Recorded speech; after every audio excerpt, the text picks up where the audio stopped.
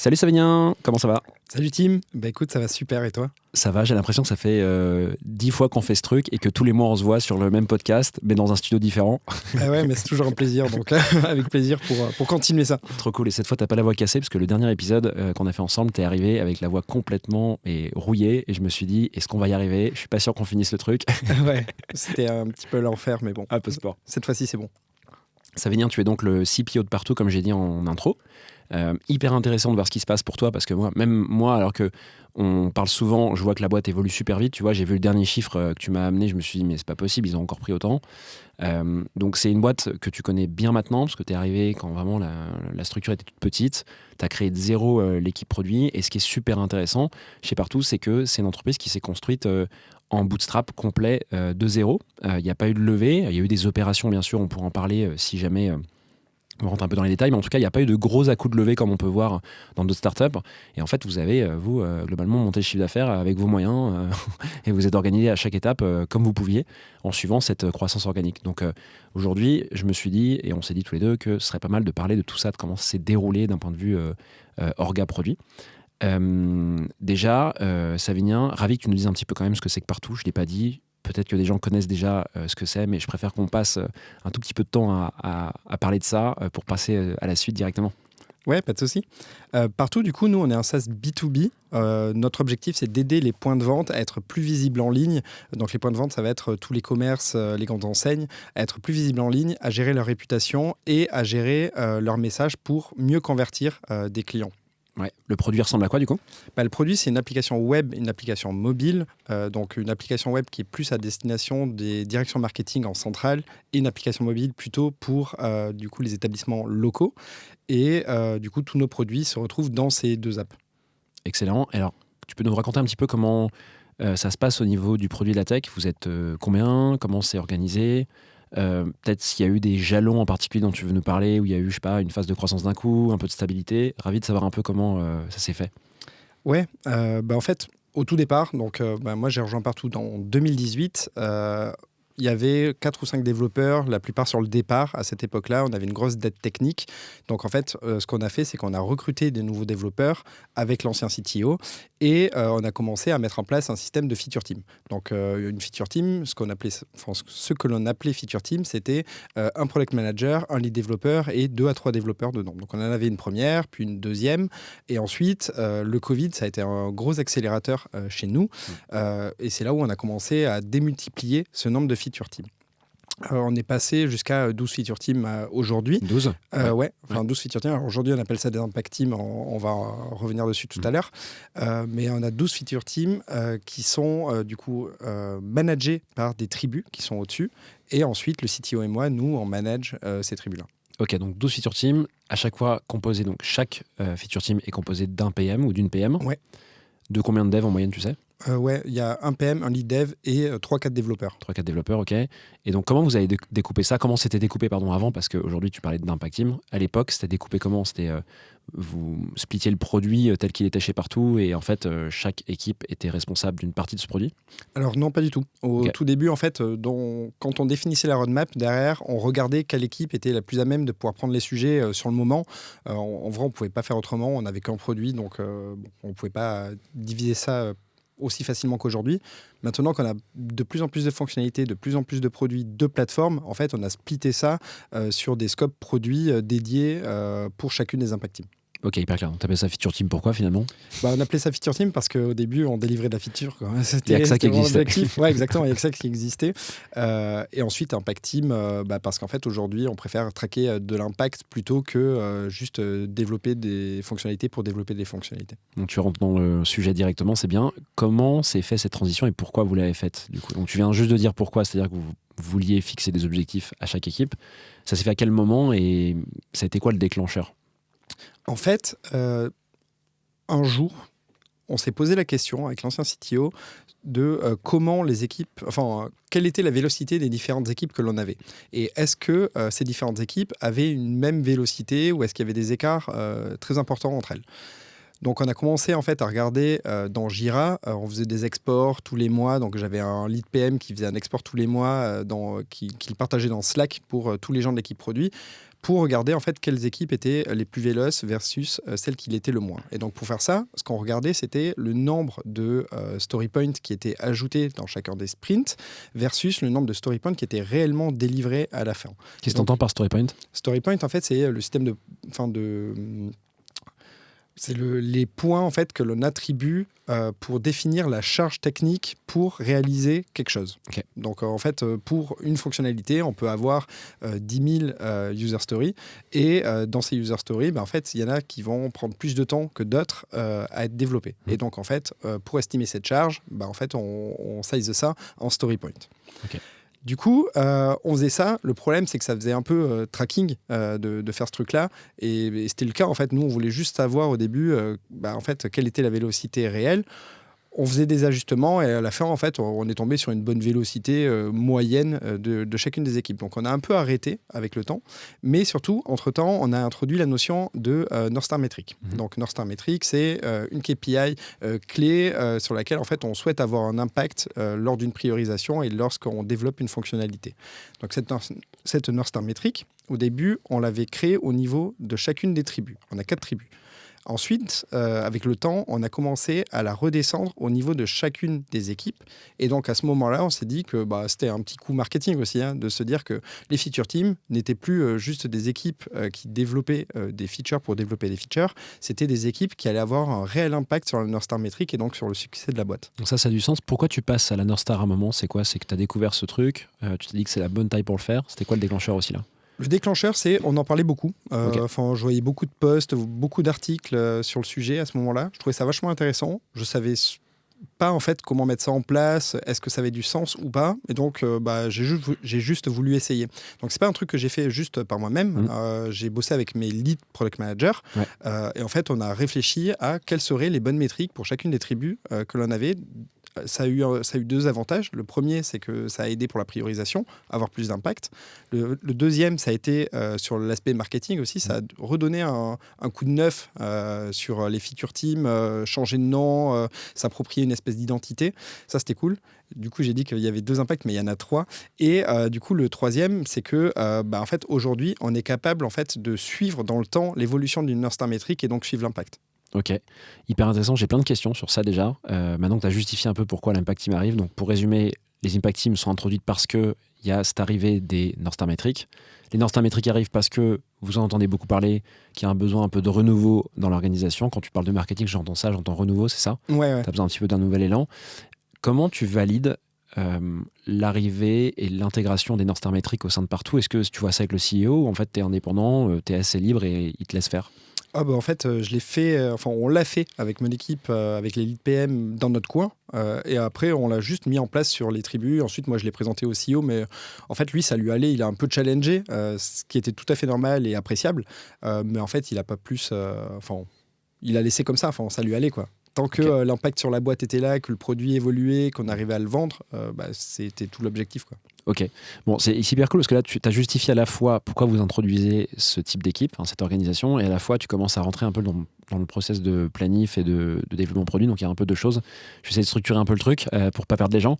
Mais en gros, donc, vous êtes organisé en Impact Team. Tu me disais qu'il y a 12 équipes, squads, je sais pas comment tu les appelles. 11 aujourd'hui. Il y a 11 Impact Teams qui sont au sein de 4 tribus. 4 tribus. Et donc, tu disais tout à l'heure que maintenant, les North Stars sont descendus carrément non plus en haut des tribus, mais au niveau des équipes. Donc, il y a autant de North Stars que d'équipes? En fait, il y a 4 North Star métriques pour les 4 tribus, plus 11 North Star métriques pour les 11 Impact Teams. D'accord, donc ça fait 15. Ouais, exactement. Si je suis pas trop mauvais en maths. Ouais, c'est ça. Ok. Pourquoi tu as un besoin d'avoir des North Stars au niveau des tribus et au niveau des équipes? En fait, je trouve ça vachement bien pour les Impact Teams pour qu'elles aient la meilleure priorisation. En fait, dans le passé, la priorisation, c'était vraiment du top-down. Moi, je définissais ça avec le CEO et même à la base, c'était le CEO qui donnait la roadmap aux équipes. Et en fait, le problème de ça, c'est que les équipes, elles ne s'identifiaient pas vraiment aux fonctionnalités, elles ne comprenaient pas pourquoi est-ce qu'on développait ça. Maintenant, le système, c'est que chaque Impact Team est maître de sa propre roadmap. Évidemment, on la challenge chaque trimestre et du coup, on essaie d'avoir la meilleure priorisation possible. Mais du coup, la North Star Metric, ça leur permet en fait de savoir quels sujets vont avoir un impact sur la North Star Metric versus ceux qui ne vont pas en avoir. Et donc, ceux-là, on les dégage. Ok, donc il y a, pareil, autant de roadmap que de North Star Metrics, si je comprends bien, parce que c'est une roadmap par équipe. Exactement. En fait, non, il y a du coup 11 roadmaps. Oui, Pour donc les c'est impact qu'au niveau des équipes et il n'y a pas de roadmap niveau tribu. C'est ça Non, que non. évidemment. Les tribus, elles sont là juste pour assurer de la cohérence entre les Ouais. différentes roadmaps et faire en sorte que chacune des roadmaps des impact teams d'une tribu s'inscrivent dans la North Star métrique de la tribu. Ok, voilà, c'était chaud. J'espère que les gens ont suivi. Vous pouvez faire un retour en arrière et mettre en 0,8 pour que ce soit plus simple à écouter. Et ok, hyper intéressant ce sujet. Est-ce qu'il y a une roadmap globale ou à nouveau c'est des roadmaps séparés, les 11 fameuses roadmaps séparées, il n'y a pas de roadmap qui rassemble tout? Alors, notre roadmap, nous, c'est juste un document qui est accessible par toute la boîte où dedans, il y a du coup les 11 équipes avec leur priorisation. Ok, cette roadmap, les commerciaux, toutes les équipes customer facing, marketing, etc. peuvent y accéder. Ouais. Et donc quand ils entrent dessus, tu as un document qui est ouvert où il y a 11 roadmaps différentes où tout est empilé. En fait, tu as 11 lignes, Ouais. en gros, avec Now, P1, P2, P3, P4. Nous, on s'engage à développer tout ce qui est en Now et en P1. Ensuite, tout ce qui est P2, P3, P4, c'est rechallenger chaque trimestre pour essayer d'avoir la meilleure roadmap à chaque fois qui s'adapte au marché. Ouais. Si on reste sur la roadmap, maintenant qu'on est là-dessus, je me laisse traîner par toi là. Qu'est-ce que tu mets dans la roadmap? C'est des listes de quoi? Je sais pas, qu'est-ce que vous mettez quoi concrètement dans la roadmap? En fait, tu as des fonctionnalités et tu as des produits dedans. Plus, on rajoute aussi tout ce qui va être technique. Ça, c'est une nouveauté qu'on a introduite l'année dernière. En fait, les développeurs, chez nous, ils se plaignaient pas mal que la roadmap était très produit et on mettait pas assez en avant la partie engineering chez nous. Du coup, on a décidé aujourd'hui d'avoir les deux sujets, et produit et engineering, au sein de la roadmap. Du coup, dans le document que l'on donne à toute la boîte, chacun des sujets, quand on clique dessus, on a le détail de pourquoi en fait on va développer ça, une description du sujet. Et quelles sont les personnes qui vont travailler dessus? Quelle équipe? Plus des personnes qu'on appelle des KBS, des Key Business Stakeholders. Donc, c'est des personnes qui ne sont pas de l'équipe produit ou tech chez nous, mais qui sont des personnes du business qu'on vient rajouter dans les projets pour qu'ils nous challenge. Donc, dans chaque item de la roadmap, Ouais. vous ajoutez une partie engineering, c'est ça? Ou c'est C'est pas dans séparé? chaque item. Non, en fait, la roadmap, tu peux avoir, par exemple, dans Now, un sujet produit, en P1, un sujet engineering. Ok, hyper clair. Donc, c'est des sujets séparés en fait. Ouais, c'est des sujets séparés. Et dans les items de la roadmap, donc tu as parlé de Now, Next, etc., c'est bien des bouts de fonctionnalités ou des fonctionnalités que vous mettez, c'est pas des objectifs? Non, ça, c'est que des fonctionnalités. Ensuite, pour chacune de ces fonctionnalités, nous, on a des documents côté produit et tech où derrière, on met des KPI pour le suivi, l'impact, etc. Et derrière, c'est des choses qui sont communiquées par les product marketing managers. Ok, intéressant. Donc, c'est quoi ce document? C'est un document séparé? Ouais, alors on a deux documents. On a ce qu'on appelle un exec summary. Donc ça, c'est un document dans lequel on vient définir quel est le problème, quelles sont les solutions potentielles pour pouvoir résoudre ce problème-là, quelle est la solution que l'on a envisagée et que l'on va développer derrière, plus des détails sur quels sont les KPI que l'on va traquer dans le temps.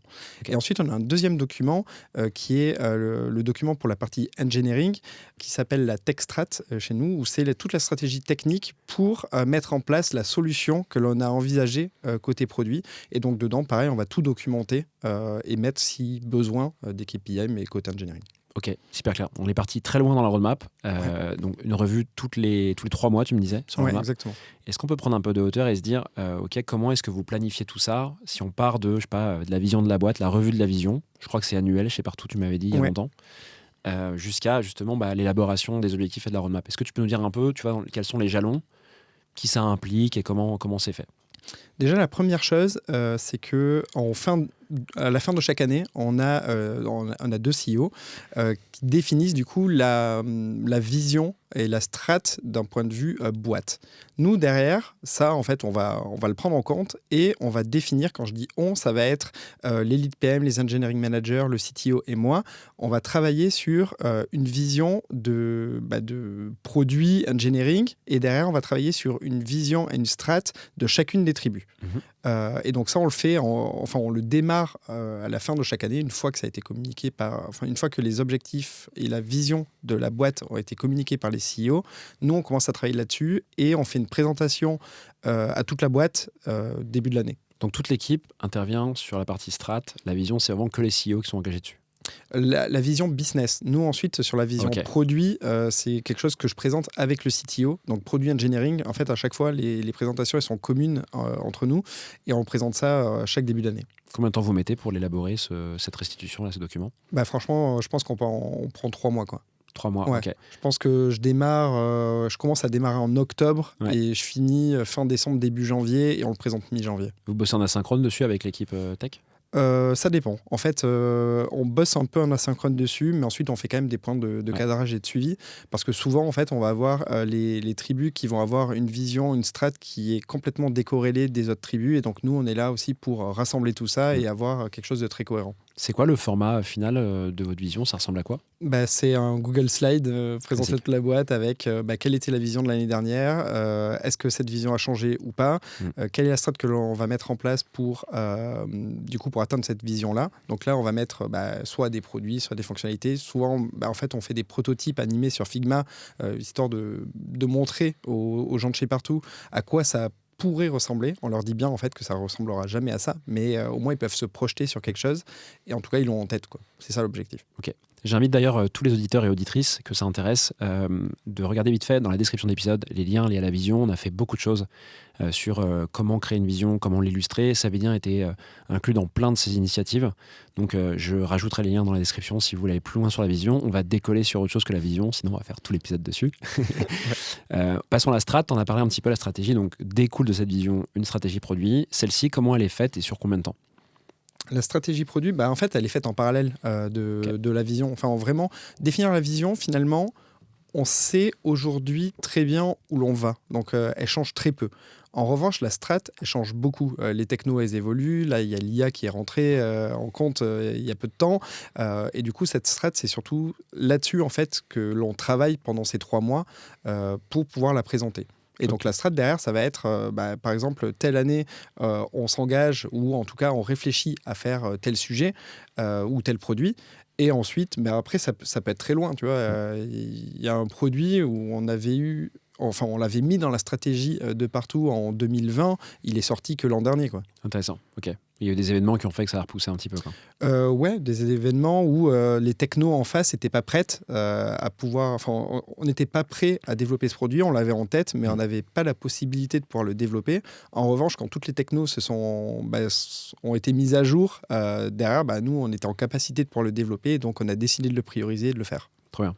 Donc, vision plus strat, vous le faites plus ou moins en même temps. Ouais. Le rendu est dans le même document, c'est dans ces fameux slides, ok. Fréquence de revue à peu près à l'année. Ouais, alors moi j'essaie quand même de regarder, je fais un check mais personnel tous les 6 mois. Ouais. Donc je fais un check au bout de 6 mois en me disant est-ce qu'on est toujours on track par rapport à ce qu'on s'était fixé ou c'est complètement décorrélé. Pour l'instant ça n'a jamais été le cas, mais je fais quand même ce double check et sinon ouais, c'est annuel. Et la strat, elle est pareil, revue annuelle, c'est pas une revue plus fréquente? Non, elle est revue annuellement. Alors ensuite, vu que chaque trimestre, on repriorise, quand il y a des changements de strat d'un point de vue business, en fait, nous, on a des petites adaptations à faire. Ouais. Mais généralement, ça ne change pas énormément sur la strat globale. Ok. Donc pareil, j'ajouterai dans la description des éléments sur la strat produit. On a aussi bossé là-dessus. Ouais. Alors pas directement avec toi, Savédien, mais on pourra rajouter des documents. Et d'ailleurs, si tu as des choses à nous communiquer, on verra post-enregistrement, je sais pas, des docs, des choses que tu aurais faites avec plaisir. Ouais. Je sais que tu as créé un média qui s'appelle Tribe à côté, donc il y a peut-être des choses sur la strat produit, tu me diras. Alors, il n'y a pas, mais... Il non, il n'y a pas encore. En fait, j'ai des idées d'articles sur ce sujet-là. C'est dans la to-do, c'est toujours on fera ensemble. Ouais, carrément. Donc, sortie de la strat, qui est donc partagée, communiquée, ça c'est important. J'imagine que vous la je crois que c'est toi qui me disais, tu la partages à quasiment chaque meeting un peu important, tu la répètes en début de meeting. Je me souviens que tu disais ça. Ouais. Donc ça, c'est un conseil que tu donnerais, j'imagine, de le mettre en place et pour qu'elle soit mémorisée par les équipes, de la ritualiser comme ça tout le temps. Ouais, en fait, un de nos deux CEO nous a toujours dit, en fait, il vaut mieux surcommuniquer que sous-communiquer. Je suis carrément d'accord avec lui. Ouais. Et du coup, en fait, moi, j'essaie de la répéter un maximum. Ok, hyper clair. Histoire que ce soit bien entendu. Une fois que tu as cette strat et cette vision et strat, du coup, il faut que tu ailles chercher, j'imagine, à créer. Alors, je sais pas, à ce moment-là, c'est quoi? Chez vous, c'est les North Stars, c'est les objectifs, c'est la roadmap. Qu'est-ce qui arrive après la strat chez vous? Qu'est-ce qui arrive après la strat? C'est une prio des différents sujets. Ouais. Et du coup, c'est cette prio, derrière, elle va impacter les North Stars. Mmh. Okay. Ensuite, les North Stars, on les revoit quand même dans la vision et la strat, on les challenge chaque année. Elles changent très peu chez nous pour l'instant. Ça change, ça change un peu, mais globalement, on ne fait pas trop de changements dans l'année. L'objectif, c'est quand même d'avoir quelque chose qui soit viable sur quelques mois, voire plusieurs années. Cette prio, elle est faite comment du coup? Tu me dis que c'est une étape, la priorisation, juste après la stratégie. Ça consiste en quoi? Ouais, la priorisation, donc produit et tech. Pour la roadmap, ce qu'on fait derrière, c'est qu'on va récolter les besoins, les problèmes. Donc, on va avoir des problèmes côté produit qu'on récolte via des feedbacks, via des insights, via des calls avec des utilisateurs. Ensuite, d'un point de vue technique, en fait, on a des retours. De temps en temps, on veut développer quelque chose. On se rend compte qu'on a un gros refactoring à faire. Du coup, ça devient un problème et donc, ça devient un insight. Et donc, derrière, c'est quelque chose sur lequel on va se pencher. Une fois qu'on a récolté les besoins, donc ces besoins, ce que je fais moi, c'est que chaque trimestre, j'envoie aussi un formulaire à tous les managers de partout en disant envoyez ce formulaire à vos équipes et remplissez-le de votre côté aussi avec le problème le plus important ou l'opportunité business la plus importante que vous avez à date. C'est pas grave si c'est redondant d'un trimestre à un autre, mais du coup, juste remplissez-le. Et donc, nous, derrière, on récupère tout ça. Volontairement, on limite à une submission par personne, histoire de ne pas avoir trop de choses trop redondantes. Et donc, on va regarder tout ça. Derrière, on va commencer à ricer chacun de ces sujets. Donc, pour les ricer, ce qu'on va faire, c'est faire des explos. Donc, on va aller parler aux personnes qui ont laissé ces insights. Derrière, on va essayer de voir l'effort technique nécessaire, tout ça, quel est l'impact business, le rice, quoi. Et ensuite, on va décider de prioriser ou pas. Donc, tu dis RICE, c'est parce que tu utilises le framework RICE d'Intercom. D'ailleurs, on a fait un épisode dessus. C'était le premier épisode qu'on a fait ensemble. Je pourrais aussi ajouter en description, décidément. J'ai un article Tribes là aussi. Ah trop bien, pareil, on le mettra aussi. Quand tu dis RICE, c'est quoi? Concrètement, ça prend quoi comme forme? RICE, en fait, pas le framework en lui-même, mais pardon, le document, quand vous le faites avec tes équipes et que vous vous commencez à prioriser en utilisant cette formule-là. Comment vous le faites? C'est quoi? C'est un Excel? C'est quoi? En fait, le formulaire que j'envoie, moi, c'est, je sais même plus ce que c'est. Avant, c'était un Typeform. Je crois que c'est toujours un Typeform aujourd'hui. Ensuite, derrière, tous les résultats, ils atterrissent dans Notion chez nous. Et ensuite, le RICE se fait directement dans Notion. Et donc, le RICE, derrière, chacun des items du Notion, on l'attribue à une tribu, on l'attribue à une impact team. Et donc, le product manager responsable de l'impact team est en charge d'aller définir le reach, l'impact, la confidence et l'effort avec son équipe pour faire le RICE. Donc, il y a 11 RICE différents, si je comprends bien. Oui, il y a 11 RICE différents. En fait, il y a 11 roadmaps, donc 11 RICE. 11 RICE, ok. Ça prend combien de temps à faire? En fait, ça prend 3 mois. Donc, c'est pour ça, en fait, on le fait d'un trimestre à un autre. Là, quand on a lancé le Q2, en fait, en lançant le Q2, on avait fini la priorisation du Q2 2 jours avant. Ok. Ah oui, donc... Et on a démarré le Q3 le lendemain. Si on prend la planif que tu disais depuis le début, c'est-à-dire fin d'année, donc je sais pas, octobre-novembre, admettons pour cette année 2023, ça dure 3 mois pour aller chercher ta strat. Là, vous démarrez la priorisation post-strat, c'est ça?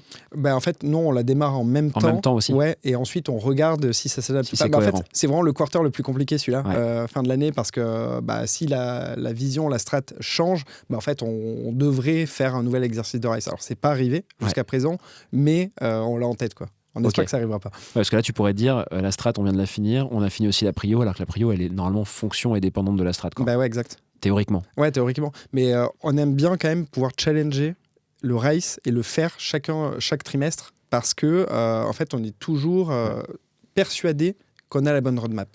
Ok. Sur la partie Explo, tu as été très rapide tout à l'heure sur le recueil de feedback, etc. Alors, je ne vais pas refaire une partie de discovery avec toi. Je pense qu'il y a tellement de choses qui existent aujourd'hui. On va peut-être pas passer trop de temps dessus. Mais est-ce qu'il y a des canaux spécifiques, des choses que tu voudrais évoquer sur lesquelles vous allez puiser toute votre info côté utilisateur chez Partout? Ou est-ce que, comme d'hab, c'est du survey, du shadowing, etc. Est-ce qu'il y a des choses que tu veux dire là-dessus? En fait, c'est assez classique, survey, shadowing. On a pas mal de tracking dans notre app, le nombre de clics qui sont faits sur chacun des boutons, sur chacun des rapports que l'on envoie, des choses comme ça. On fait un peu de Hotjar aussi. Donc, pour le Hotjar, un truc qu'on avait mis en place qui était vachement cool, c'est que chaque semaine, il y avait un PM qui était responsable de présenter à toute l'équipe 3 cas un peu particuliers qu'il a observés dans des sessions Hotjar. Et ensuite, on décidait de les prioriser ou pas pour les régler. Donc souvent, c'était des bugs qu'on n'avait jamais vus, qui n'avaient pas été remontés par des utilisateurs ou des utilisateurs qui détournaient des fonctionnalités que l'on avait développées. Du coup, c'était vachement intéressant.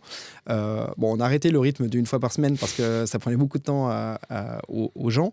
En revanche, les PM, eux, continuent de le faire individuellement. Ok, super clair. Sur la partie communication, donc j'imagine que tu vois, là il y a eu beaucoup de choses. On a parlé de toute la planif en fait. Je sais qu'il y a toujours des sujets de communication entre les équipes, surtout quand les équipes grossissent. toi, en plus, tu as connu l'état 0 jusqu'à 30 PM, 30 personnes au produit par an à présent. Qu'est-ce qu'il y a comme bonne pratique à mettre en place pour que ça se passe bien, ces sujets? Ouais, bah écoute, ça c'est un bon sujet pour le coup. On a eu plein de problèmes de com. Déjà au sein des tribus, faire en sorte que les impact teams de chacune des tribus communiquent entre elles pour limiter les dépendances. On a eu des cas de dépendance énormes où une équipe en fait était bloquée par une autre et pouvait rien faire en attendant. Enfin, c'était des cas un peu chauds. Là, ce qu'on a défini, c'est des espèces de comités de tribus qui ont lieu chaque semaine. Donc il y a le product manager, le lead développeur de chacune des impact teams d'une tribu qui se joignent au lead product manager et à l'engineering manager qui, eux, managent la tribu. Okay. Et ensuite, ils discutent de différents sujets. Donc, s'il n'y a pas de sujet, en fait, on skip le meeting. S'il y a des sujets donc, qui sont remontés par n'importe qui de ces personnes-là, en fait, on en discute pendant 1 heure. C'est quoi l'exemple de sujet, par exemple, qui peut remonter? Ça peut être, je vais prendre un exemple, les analytics chez nous. Ouais. En fait, on a 4 produits, donc 4 dashboards analytics au sein du produit et une base analytics où on vient puiser les choses. Cette base, en fait, elle doit évoluer au fur et à mesure où l'on ajoute des fonctionnalités dans nos produits. En fait, il faut qu'on adapte cette partie analytics. Et donc, si une équipe vient modifier cette base, ça va impacter les autres équipes qui utilisent aussi cette base. Et donc, ils doivent discuter de, en fait, est-ce qu'en termes de performance, c'est toujours bien d'utiliser cette base-là? Là, aujourd'hui, on s'est rendu compte que non. Donc, on est en train de travailler sur faire une migration vers un nouveau type de base de données. Et du coup, ça implique d'avoir toutes les tribus qui discutent ensemble. Ok, donc là, ça se passe entre la tribu, donc tu m'as dit les leads de la tribu, en haut dans l'organigramme, pour les gens qui écoutent juste et qui ne voient pas, et une des 11 équipes Impact Team en bas. Les leads, d'une des 11 équipes. Chaque tribu est managée par un lead PM, un engineering manager, et donc eux, ils sont responsables de tous les gens qui sont dans cette tribu-là et faire en sorte que ces gens discutent entre eux. Et ensuite, moi, je fais un point avec le CTO, avec les lead PM et les engineering managers de toutes les tribus pour faire en sorte qu'il n'y ait pas de dépendance entre tribus. Ok, c'est très clair. Sur la partie plutôt delivery, si on va un peu là-dessus, est-ce qu'il y a des choses que tu veux remonter qui sont peut-être spécifiques? Typiquement, comment vous créez votre collab entre design, produit et tech aujourd'hui? Ouais. Alors, on n'a pas de product designer qui est intégré au sein des impact teams. En revanche, on a un product designer qui est dans chacune... Ah ouais? Bizarre. Non, on a un product designer qui est affecté à chacune des tribus. Donc aujourd'hui, on a 4 product designers, 4 tribus.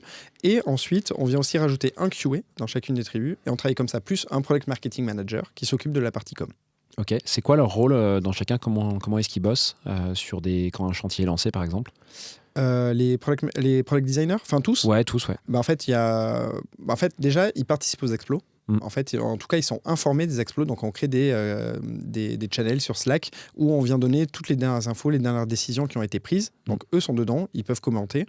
Ensuite, quand il y a les points de tribu, eux sont invités. Ils viennent et comme ça, ils peuvent suivre l'avancement. Et ensuite, ils travaillent avec chacun des product managers des impact teams de leur tribu pour travailler sur les sujets de discovery, de delivery ou même de com. Là, tu parlais des designers, on est d'accord? Enfin, designer ou même QA. Même QA, designer et QA. Tous, en fait, on essaie de créer vraiment une espèce d'émulation de groupe avec des métiers différents.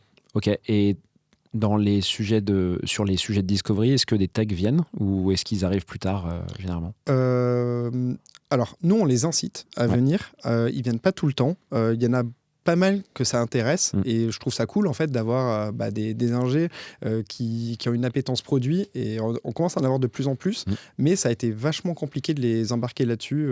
Ils disaient en fait c'est pas notre boulot, nous en fait on veut plus réfléchir sur la partie technique, la discovery technique, alors que là on essaie de les pousser sur la discovery produit, donc c'est au bon vouloir quoi. S'ils ont envie de participer, ils participent. Ils sont pas incités à ça pour l'instant. En fait si on les incite à le faire, mais en revanche s'ils veulent pas le faire, on va pas les forcer. C'est pas grave en soi, c'est mieux pour eux. Trop bien. Bon, pour finir sur cette partie process de dev et orga chez Partout, je pense qu'on a une bonne vue d'ensemble. Tu me diras s'il manque des choses là. Ouais. Non, je pense que c'est bon. Enfin, si, il y a peut-être la partie com dont on n'a pas parlé. On a parlé un peu de communication, peut-être que tu avais autre chose en tête.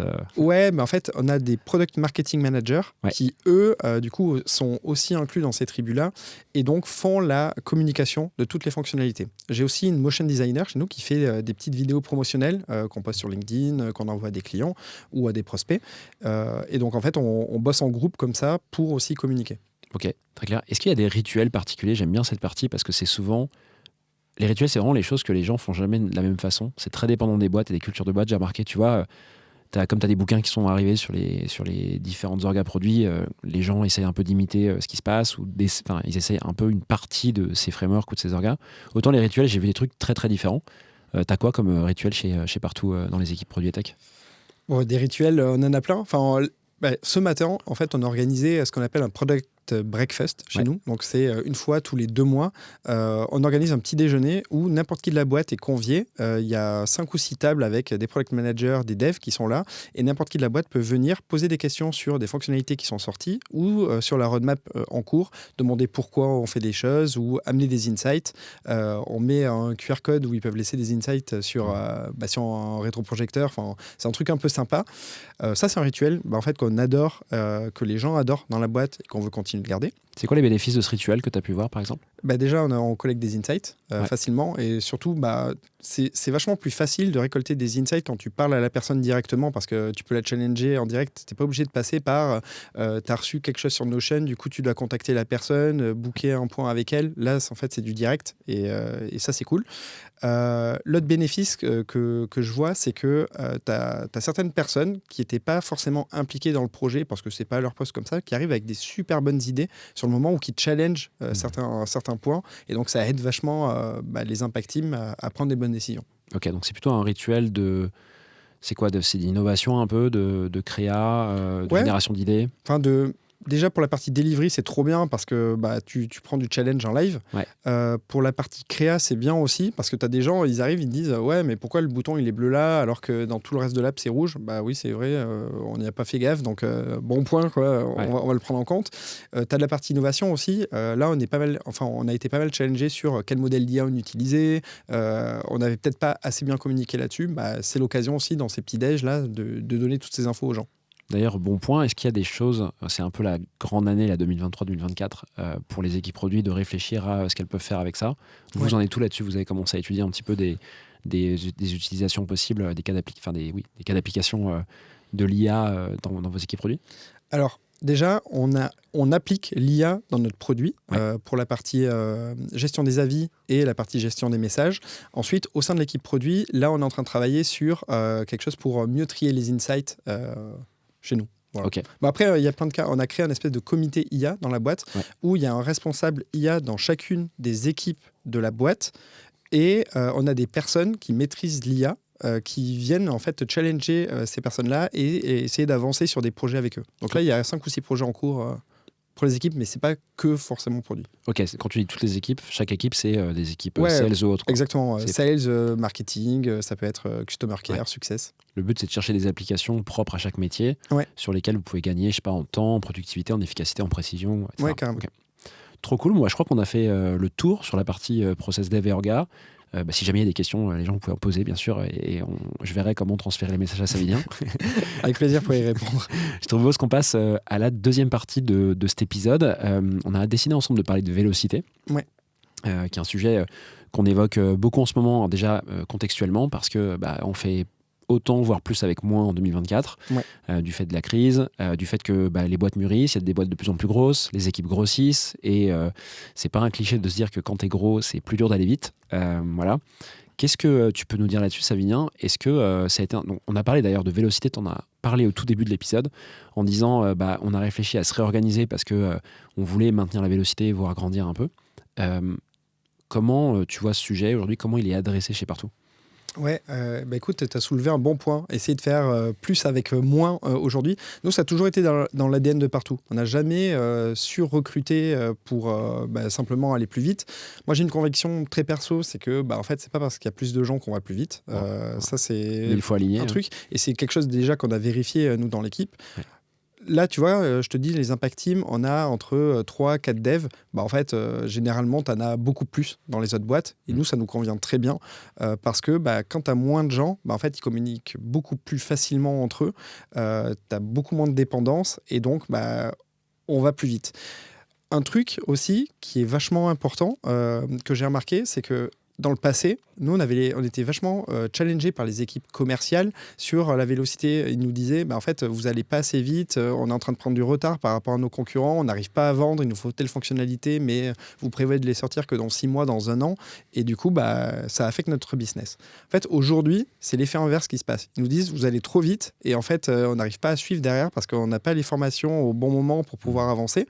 Donc là, on sort plein de fonctionnalités, plein de produits, et en fait, on est en train de travailler sur comment rendre les formations et les communications plus véloces. Là, on parle plus de vélocité d'un point de vue technique, on parle de vélocité d'un point de vue process. C'est incroyable. Qu'est-ce qui a fait la différence selon toi ? Je pense que déjà, on est mieux organisé pour prioriser. Déjà, je pense que la priorisation, elle est vachement. Je pense qu'elle est bien faite chez Partout. Alors, il y a toujours mieux à faire, etc. Mais je pense qu'on est pas mal là-dessus. Je pense aussi que vu que les gens restent globalement assez longtemps dans la boîte, ils se connaissent bien, ils savent comment travailler entre eux, en fait, ils vont vachement vite. Tu vois, ils ne se posent plus autant de questions que dans le passé pour faire des choses, vu qu'ils priorisent, ils définissent leur roadmap, ils travaillent ensemble, ils se connaissent, ça va vachement vite. Et je pense que c'est ça. Donc, c'est ces 2 points. Le premier, c'est intéressant, tu dis, la priorisation mieux faite permet d'être plus véloce. Ouais. Pourquoi, selon toi, quand la priorisation est mieux faite, elle permet à toute la boîte d'aller plus vite ? Parce qu'en fait, quand on fait le reach, l'impact, quand on fait le RICE chez nous, déjà, on a une idée de combien de temps est-ce que ça va mettre pour pouvoir faire ça. Donc ça, c'est un premier truc. Derrière, nous, ce qu'on va faire, c'est qu'on va venir découper chacune des fonctionnalités en sous-fonctionnalités. Donc, essayer d'avoir des espèces de MVP pour chacune des fonctionnalités que l'on va sortir. Et ça, aujourd'hui, en fait, on le met directement en prod, on le cache, mais on permet à toute la boîte de pouvoir le tester à l'avance.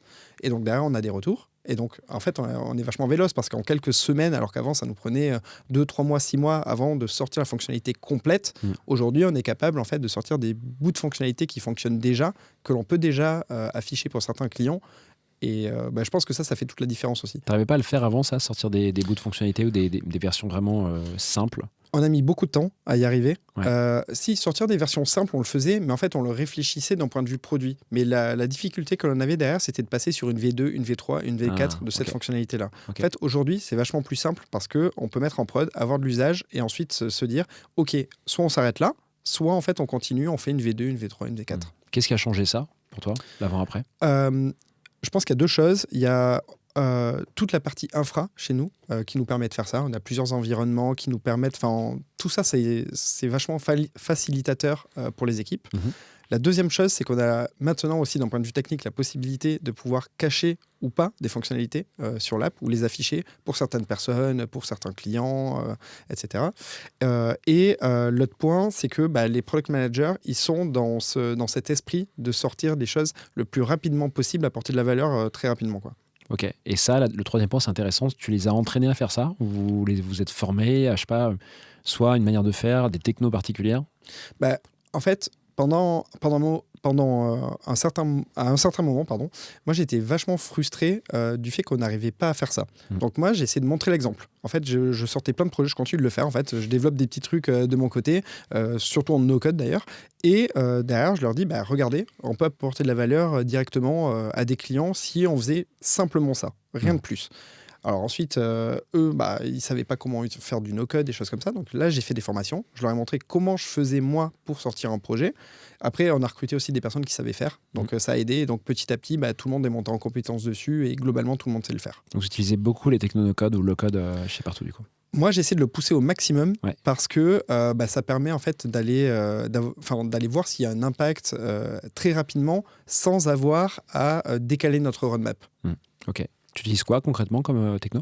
Moi, je suis pas fan de Zapier, mais par contre, je le maîtrise très bien. Du coup, j'utilise Zapier. Mais après, je fais un peu de Make aussi, des choses comme ça. Okay. Là, j'ai des PM, tu vois, qui utilisent Bubble aussi, qui font des trucs d'ailleurs qui sont incroyables. C'est plus dur aussi en courbe d'apprentissage. Ouais, exactement. Ouais. Mais en fait, moi, pour mes besoins, la plupart du temps, j'ai pas besoin d'aller aussi loin que ça. Moi, le MVP s'arrête vraiment à un Typeform, un Zapier et un Google Sheet de restitution ou un dashboard derrière, quoi.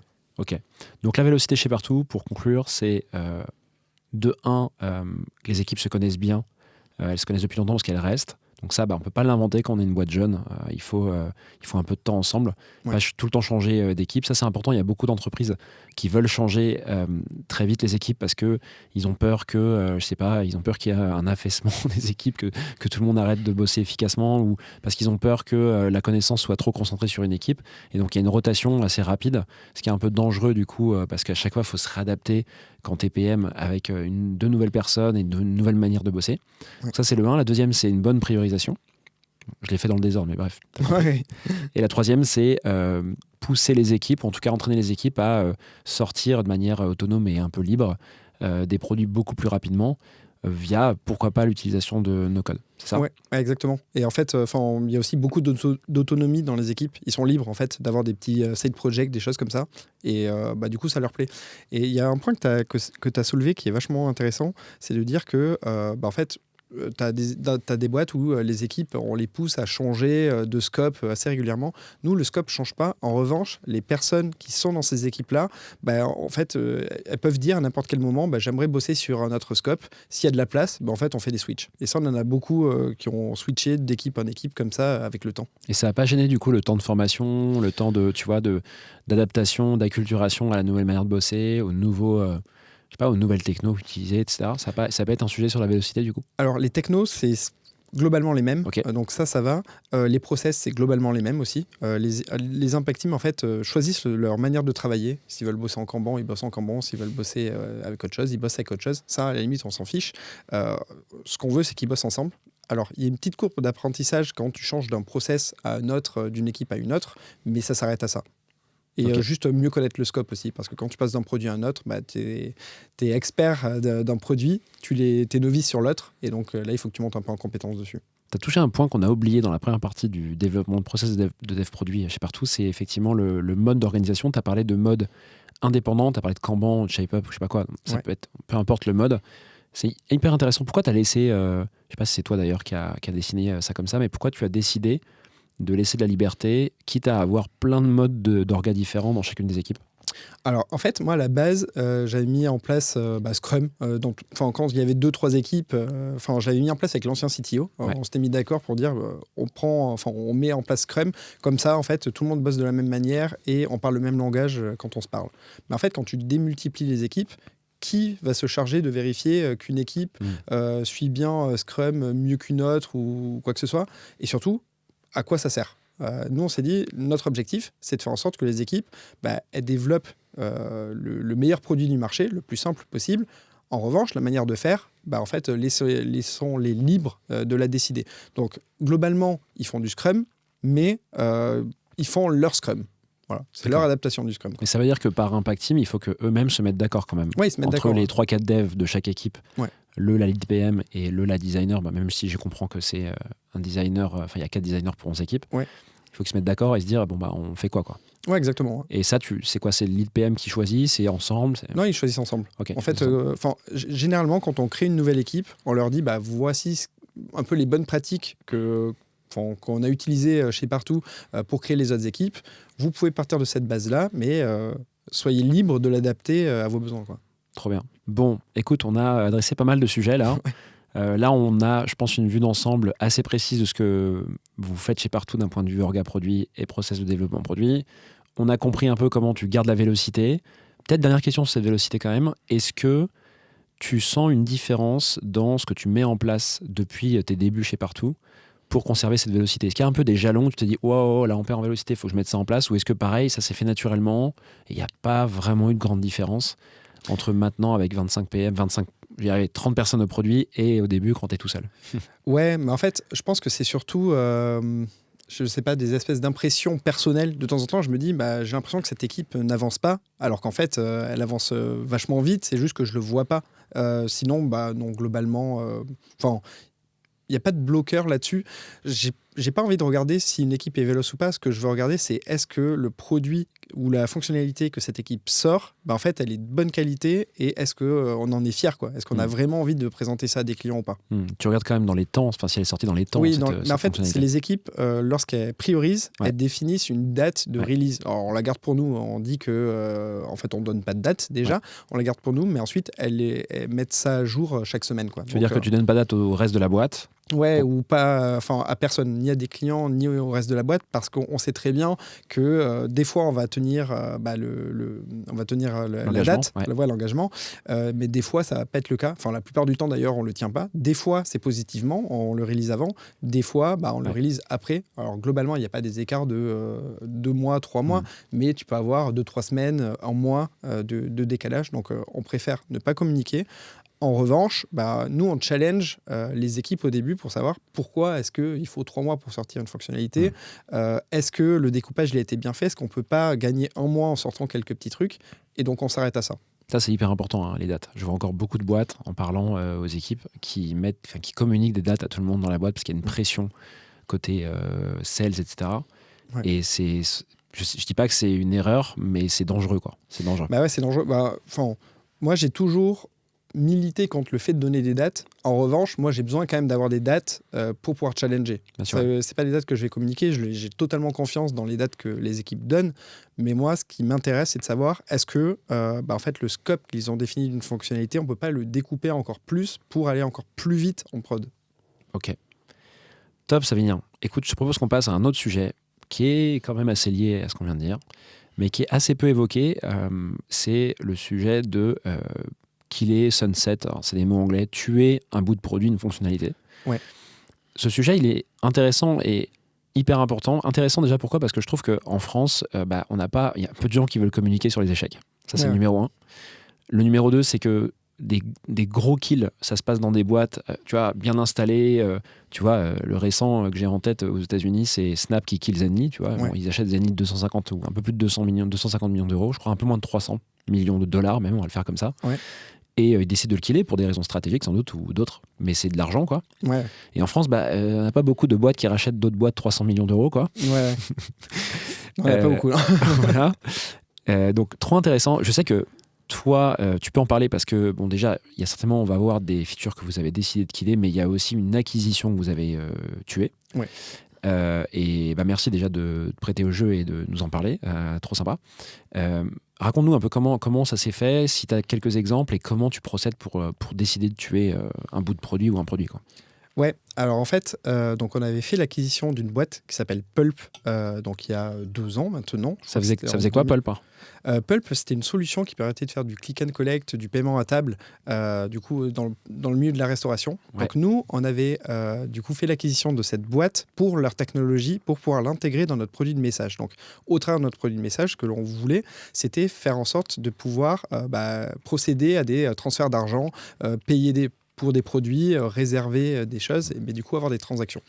En fait, ce truc-là, déjà, on a décidé de le déprioriser 1 an et demi après avoir fait l'acquisition de la boîte. Okay. Pour des raisons de priorisation produit, c'était plus l'enjeu du moment.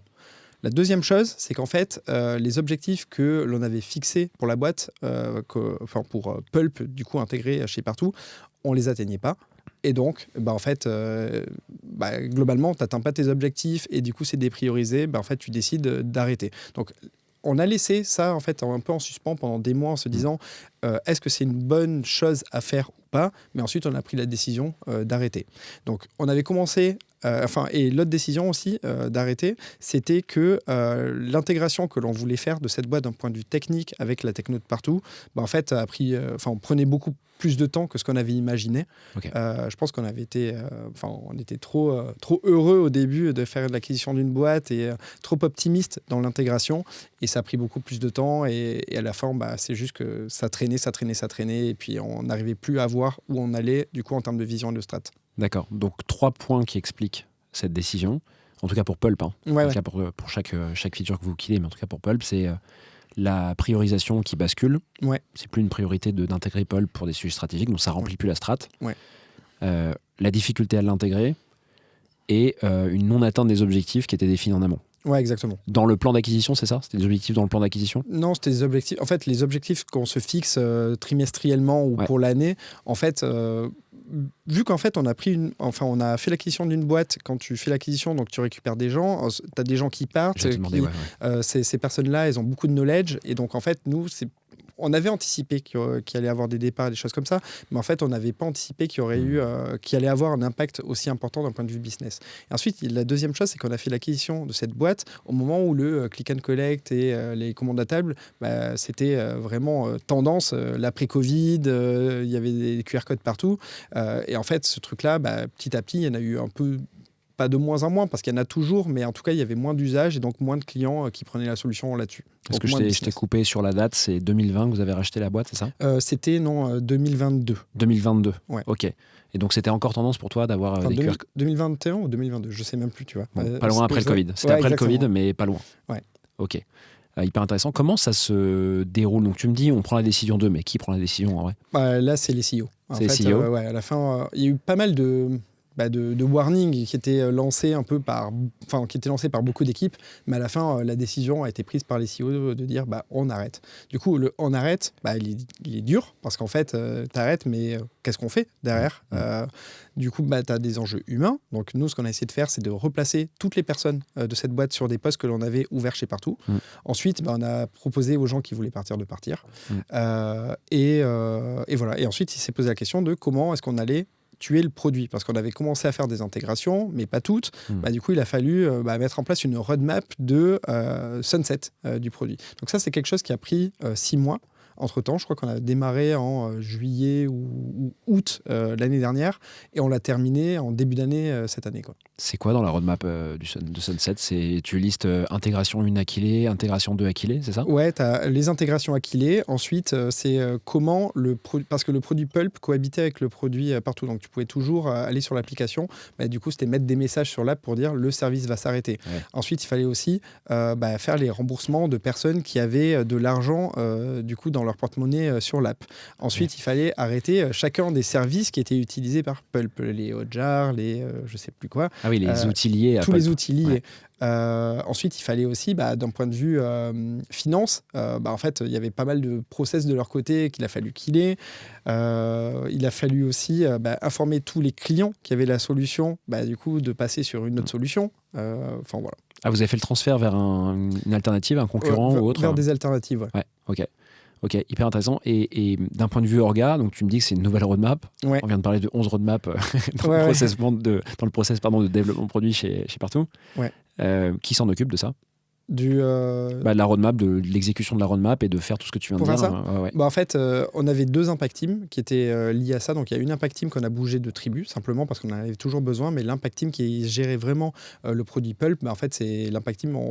En fait, ils n'allaient plus bosser sur ces sujets-là. Il y avait une impact team sur Pulp, déjà. Ouais. Ça, j'avais pas compris, ok. Ouais, il y en avait une sur Pulp. Ouais, et donc c'est elle qui a... Ok. Ouais, plus une deuxième qui bossait sur la partie transactionnelle. Mais elle, en fait, on l'a simplement bougé de tribu parce qu'on avait toujours besoin des gens. C'est juste qu'ils allaient changer de scope. Ouais, ok. C'est tout.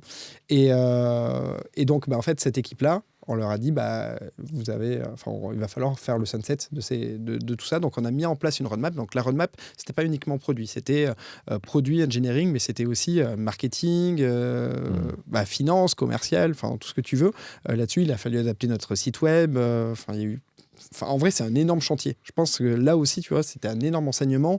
Tuer un produit, c'est pas simple. Ouais. Ça prend énormément de temps, ça implique énormément de personnes et il faut être organisé. Et ça a été vécu comment en interne? Je sais pas si tu peux communiquer ça. C'est quoi? C'est un truc qui est... Bien sûr, tu vas pas dire que c'était facile. Non, c'était pas facile. Est-ce que c'est déprimant pour les gens? Est-ce que, tu vois, c'est vu comme un autre projet et finalement une avancée de la boîte? Comment c'est vécu? Moi, je pense que c'était la bonne décision à faire, déjà. Enfin, à prendre. Ouais. Je pense qu'il fallait le faire. C'est une décision qui est difficile. Donc, forcément, il y a plein de gens qui n'ont pas compris. Ils ont eu peur, du coup, pour leur poste, pour leur scope, des choses comme ça. Donc ça, on a essayé de les rassurer. On continue de le faire encore parce que, en fait, il n'y a pas de raison de s'inquiéter là-dessus. Là, c'était vraiment un enjeu purement business. Et je pense que là où on aurait pu mieux faire, c'est sur la partie communication, mieux communiquer à travers le temps sur les chiffres. Et peut-être que même nous, on se serait rendu compte qu'on aurait dû le faire avant. Des choses comme ça. Mais donc, il y a beaucoup de personnes qui ont été, je dirais, frustrées, malheureuse de la situation. Enfin, moi, personnellement, pareil, en fait, ça m'a vachement attristé de dire, en fait, on va arrêter avec un produit dont on a fait l'acquisition, tout le travail qui a été fait sur ce produit, en fait, il est réduit à néant. Et il y a des personnes de mon équipe qui vont partir. En vrai, c'était pas agréable comme situation. Quoi. Ouais, pas agréable. Ouais. Et est-ce que vous avez... Enfin, tu as déjà, avec tes équipes, tué d'autres fonctionnalités, par exemple? Donc là, pas un produit, une acquisition, mais d'autres fonctionnalités, c'est arrivé? Ouais, ça arrive. Ouais. Et même pendant un temps, là, J'en avais une par semaine. Non, mais j'avais mis dans les objectifs pour chacune des tribus de tuer au moins une fonctionnalité sur un trimestre. Donc il y a des petits trucs qui ont été enlevés. Tu vois, avant, on pouvait changer les couleurs dans notre app. On l'a viré. Je sais plus, j'en ai plein. Donc ça, c'est plein de petits trucs comme ça. des éléments de fonctionnalité, des choses qui sont considérées comme quoi de la dette produit finalement ou des... Non, c'est même pas. Non, c'est des choses qu'on a développées à un moment donné. Okay. Puis on s'est dit, il n'y a pas d'usage. En fait, le problème dans ces situations-là, souvent, c'est il n'y a pas d'usage. On se dit, bon, peut-être que l'usage va arriver. Tu les laisses là. Entre-temps, il s'est passé 2 ans. Le truc est toujours là. Tu t'en rends même plus compte en fait que c'est pas utilisé. Sauf qu'à un moment, on s'est dit, allez, on fait un tour de l'app et on regarde vraiment sur chacun des onglets qu'est-ce qui est utilisé, qu'est-ce qui ne l'est pas. Et on s'est dit, on a listé tout ce qui était moins utilisé ou pas utilisé et on l'a dégagé. Et même à un moment donné, je me souviens, j'avais une petite lubie et par contre, j'arrive plus à me rappeler sur quoi c'était, mais peu importe. Je m'étais dit, ce truc-là, je pense que si je le cache ou je le vire de l'app, il n'y a pas une personne en fait qui va venir gueuler derrière. Et je me suis dit, on va faire le test. Du coup, j'avais demandé à une équipe de cacher quelque chose dans l'app. Personne n'a jamais rien dit. Et il y a 6 mois, il y a un dev qui me dit, ouais, tiens, il y a du code qui est commenté. Ça sert à quoi ce truc-là? Je lui fais, tu peux le dégager. Ça, c'est une bonne chose. C'est un bon test pour voir si tu peux killer ou pas sans prendre des risques. Ouais, c'est le test de est-ce que des gens gueulent ou pas. À partir de quand tu as décidé de... Tu vois, à partir de quand dans la croissance de partout, je veux dire, tu as décidé de mettre en place un rythme fréquent où tu commences un peu à mettre ton nez dans le produit pour voir ce qu'on peut enlever? En vrai, je l'ai toujours fait. En fait, depuis très tôt? Ouais, depuis très tôt. Ce qui nous différencie, nos concurrents sur partout, c'est la simplicité du produit. En fait, moins tu as d'éléments, mieux c'est. Et en fait, nous, ce qu'on dit à nos clients, c'est un peu comme ce qu'on fait en interne, c'est en fait, tu vas faire plus avec moins. Nous, on a très peu de boutons ou de choses dans l'app. En revanche, tu as des fonctionnalités qui sont vachement poussées où le plus gros de la fonctionnalité est fait en back. En fait, le client ne le voit pas, il ne voit pas la complexité. Lui, ce qu'il voit, c'est qu'il a fait 3 clics et hop, il a son résultat, il voit l'impact et il est content. Trop bien. D'ailleurs, tu as fait un petit bout d'épisode, nos second épisode ensemble. Je pense que c'est 50 et des brouettes, où tu parles de simplicité dans le produit. Donc pareil, j'ajoute dans la description de l'épisode cet épisode, qui est une toute petite partie qui dure, je crois, 10 minutes. C'est très rapide, mais c'est hyper intéressant. Trop bien. Pour finir là-dessus, est-ce que tu as, je sais pas, un conseil, une reco à donner à n'importe quel entrepreneur, CPO, équipe produit, qui a envie de mettre en place cette logique dans sa boîte, en mode, ouais, peut-être que nous... il est temps qu'on réfléchisse un peu à killer des choses. On a fait beaucoup de choses. Je ne suis pas sûr que tout soit utile, ou utilisé d'ailleurs. Ouais. En fait, moi, j'ai surtout des frustrations quand j'utilise des tools ou même partout. En fait, à chaque fois, je me dis, est-ce que je suis fier ou pas d'utiliser ce truc-là? En fait, est-ce que c'est quelque chose, demain, j'en ai besoin, est-ce que je vais l'utiliser tous les jours ou pas? Si ce n'est pas le cas, en fait, ça veut dire qu'il y a peut-être des trucs à revoir, des trucs à killer ou pas. Donc moi, le conseil que je dirais, et d'ailleurs que j'applique, c'est faire une review. Moi, je le fais 2 fois dans l'année avec le lead product designer chez nous, où en fait, on se pose dans une salle pendant 4 heures et on fait le tour de l'app. Et moi, je lui fais des retours. Lui, il marque aussi des retours de son côté. Et à la fin, on fait une espèce de roadmap de priorisation, soit de changement d'éléments, soit de suppression d'éléments. Et ensuite, on dispatche ça dans les différentes impact teams en fonction du scope. Et tu confrontes pas ça aux utilisateurs? Tu te dis pas, mais attends, ça va peut-être être utile auprès des utilisateurs? On regarde un peu les sessions Hotjar, les choses comme ça. Okay. Mais en fait, quand tu vois qu'il y a peu d'usage ou qu'il y a un comportement qui n'est pas uniforme dans l'app, en fait, non, je ne pose pas de questions. Il faut que ce soit uniforme, il faut que ce soit simple. Si moi, j'arrive pas à l'utiliser, c'est qu'il y a un problème. Donc, il y a une intuition de base, comme vous connaissez très bien le produit, qu'il y a des choses qui ne sont pas si utilisées que ça. Vous backez ça quand même par de la donnée, donc de la heatmap, quoi. Ouais. Et sorti de là, pas d'interview, rien, tu te dis, allez, go, on verra bien. En fait, aujourd'hui, c'est pas on kill direct, c'est des fois, on fait des tests, on cache et on voit. Donc, si tu as 2 personnes qui disent, pourquoi c'est masqué, on se dit, bon, ça va, c'est que 2 personnes. S'il y a 60 personnes, c'est jamais arrivé. C'est la révolution. Si c'est la révolution, on se dit, bon, on va peut-être le remettre, mais c'est jamais arrivé, ça. Mais du coup, c'est plutôt, on fait des tests, quoi. Mais ça arrive pas.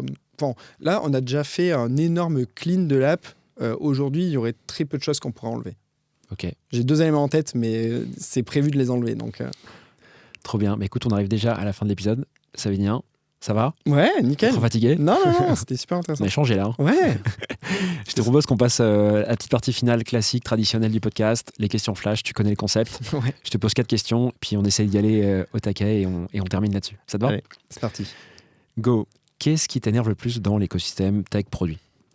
Ce qui m'énerve le plus, en fait, alors, j'adore Rémi Guyot. Je le dis déjà à l'avance. Rémi, j'espère que tu t'es couché avant la fin de l'épisode. Parce non, que non, là... non, j'adore vraiment Rémi. En revanche, la partie discovery, je trouve qu'aujourd'hui, on essaie de trop pousser la discovery et moins le delivery. Moi, je le vois, j'ai des PM qui disent « Ouais, mais on n'a pas assez fait de discovery sur tel sujet ou sur tel feature ou sur tel produit. » Et en fait, le truc, c'est que j'ai l'impression qu'ils voudraient passer 90% du temps sur la discovery et 10% à développer, à faire du delivery. Le truc, c'est que nous, on a besoin du delivery parce que c'est ce qu'ils vendent derrière. Donc, la discovery, il faut en faire. En revanche, je pense qu'il faut en faire moins que ce que l'écosystème promeut en ce moment. Et tu penses que ça n'a pas évolué en 2023-2024? Il y a quand même eu ce truc, tu sais, moins de levée de fonds, les gens qui se calment un peu, les gens qui sont moins dans la théorie, on demande plus de pratique dans les boîtes en ce moment. Si. Tu sens que ça s'est calmé un peu, ouais. Alors, je sens que ça s'est calmé dans l'écosystème. En revanche, en fait, les PM, personnellement, eux, je vois qu'ils poussent toujours à vouloir faire plus de discovery. C'est bien d'en faire. Attention, je pense que c'est super important et c'est nécessaire pour la plupart des sujets. En revanche, la plupart du temps, en tout cas, j'ai l'impression que la discovery, elle prend beaucoup trop de temps. On pourrait s'arrêter avant pour avoir les mêmes résultats en delivery. Ok. Quel conseil tu donnerais à un PM pour progresser? Déjà, s'informer en ligne. Il y a plein de médias. Toi, d'ailleurs, tu en fais partie dans les top médias produits.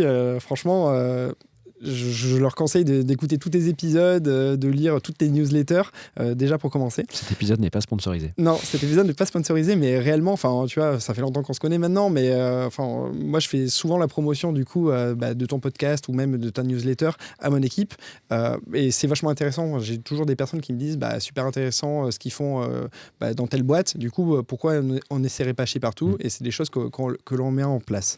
Ça, c'est la première chose. Mais ensuite, la deuxième chose, c'est aussi tester les choses par soi-même. Quand on se pose des questions, la bonne manière d'aborder ça, c'est plutôt d'essayer de, par soi-même, trouver des réponses. Donc, en s'informant en ligne. Aujourd'hui, il y a tellement de contenu en fait, que la plupart du temps, les réponses, elles existent. Et c'est mieux d'aller chercher par soi-même plutôt que de demander à des personnes. Ok, exemple de chercher par soi-même, c'est quoi? C'est d'aller fouiner en essayant des outils, des choses comme ça? C'est ça que tu dis? Ouais, tu vois, j'ai un exemple très concret. Hier, en fait, je me posais pas mal de questions sur l'API de partout, sur est-ce qu'on pouvait faire ou pas des choses qui n'étaient pas documentées. Du coup, ce que j'ai fait, c'est que j'ai ouvert Postman et j'y suis allé à Bâle pendant 2 heures et j'ai testé tout ce que je pouvais. Et ensuite, j'ai fait des retours à une équipe en disant, tiens, il faudrait documenter ce genre de choses qui ne le sont pas et pourtant, ça apporte beaucoup de valeur. Quelle est ta question favorite à poser en entretien? J'ai pas forcément de questions favorites. Moi, je me pose 2 questions plutôt quand on recrute des gens chez Partout. La première, c'est je me demande si la personne qu'on va recruter, en fait, est-ce qu'elle va bien s'intégrer dans l'équipe et du coup, est-ce qu'elle pourrait passer un week-end avec son impact team sans qu'il y ait de problème et qu'elle se sente bien derrière. Et la deuxième question que je me pose, c'est est-ce que la personne que je recrute, est-ce qu'elle est meilleure que moi ou pas sur un domaine donné? Ça peut être sur la data, sur la partie PM, j'en sais rien, sur un domaine donné. Et à partir du moment où je valide ça, ce sera un go de mon côté. Et en revanche, si je me dis non, la personne, c'est pas que je me considère supérieur à elle sur un sujet, mais si je me dis je pense que j'ai le même niveau ou je suis peut-être un peu meilleur là-dessus, pour moi c'est un no-go. Je veux que des personnes meilleures que moi. Donc c'est des questions que tu te poses toi, c'est pas des questions que tu poses. Ok. Non, c'est des questions que je me pose moi, plutôt. Okay. Et pour finir, quelles sont les 3 décisions dont tu es le plus fier chez Partout? Et tu m'en donnes une si tu veux, t'inquiète pas. Ouais, les 3 décisions dont je suis le plus fier, je dirais que la première, c'est la mise en place du RICE chez nous. Okay. Ça a été une énorme révolution. Ça a permis de changer le format top-down à bottom-up pour la priorisation. Ça a redonné envie aux équipes vraiment de se plonger, faire un peu de delivery, faire un peu de discovery, faire du delivery. Et je sais pas, ça a redonné une dynamique à la boîte et ça a vachement amélioré la communication aussi de la roadmap. Ça, c'est la première chose. Du coup, deuxième élément dont je suis fier, je suis fier aussi d'avoir constitué une équipe avec plein de métiers différents. On a des PM, des designers, de la data, de la QA, et faire en sorte de voir tous ces gens heureux de venir au travail le matin, bosser ensemble. En fait, moi, quand je les regarde, je me dis, c'est trop cool, quoi. C'est vraiment des gens... c'est des gens que j'ai recrutés, et c'est des gens avec qui je pourrais passer un week-end ou même des vacances sans problème, quoi. Et troisième, je sais pas du tout. C'est déjà pas mal. Ouais, c'est déjà pas mal. Tu vas rester combien de temps chez Partout? Je vais rester combien de temps chez Ouais. Partout? Aussi longtemps que possible. Hein. Je suis très heureux chez Partout. Je m'éclate. Il a été briefé par les CEO avant. Non, j'ai pas du tout été briefé par les CEO, mais ils savent très bien ce que je pense de la boîte, de ce qu'on va faire, de la boîte. Du coup, tant que je m'éclate, je serai là, quoi. Trop cool. Est-ce qu'on peut te contacter quelque part, c'est bien? Ouais, sur LinkedIn, j'essaie de répondre au maximum de personnes. Alors, j'ai beaucoup de messages en attente encore et auxquels je vais répondre. Je réponds à tout le monde, donc n'hésitez pas. Top, je confirme, Savien, c'est sans doute un des CPO les plus gentils que je connaisse et toujours là, toujours réactif. Et j'imagine que tu l'es aussi avec les gens avec qui tu interagis au-delà de nos interactions à tous les deux. Donc écoute, merci encore d'être venu. Tu es le premier cobaye à être venu 3 fois sur le podcast. Je suis trop content de t'avoir accueilli une 3e fois. On va continuer tant qu'il y aura des saisons. Et écoute, je te laisse repartir. À très vite. À très vite et merci encore pour l'invitation. Salut, bye. Salut.